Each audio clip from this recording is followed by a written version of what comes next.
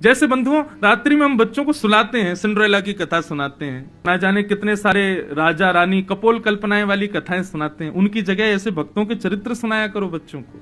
हम सच बता रहे हैं, हमारे नाना जी जब हम छोटे थे तो रात्रि में जब नाना जी घर आते थे हम उन्हीं के पास ही सोते, और रात में हमको यही सब सुनाते, कभी सुंदरकांड सुनाते, और जैसे बच्चों को सुनानी चाहिए वैसे ही सुनाते। हनुमान जी की पूंछ में आग लग गई, हनुमान जी धड़ाम से कूद गए, ऐसे हो गया वैसे, और बड़े आनंद से सुनते थे।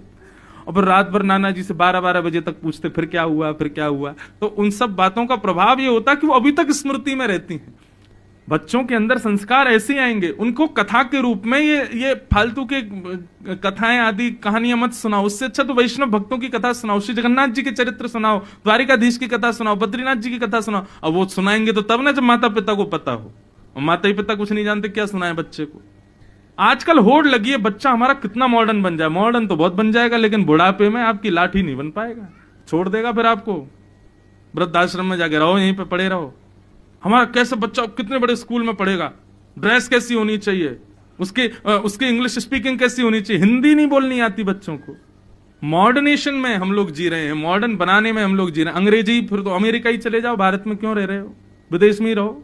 भारत में रहते हुए बालकों को यह तक नहीं पता हम दीपावली क्यों मनाते हैं, हम होली क्यों मनाते हैं। बस रंग लगाते हैं, पटाखे छुड़ाते हैं, मनाते क्या, कारण क्या, कोई नहीं जानता। और इसमें दोष बालकों का नहीं है, माता पिता का है।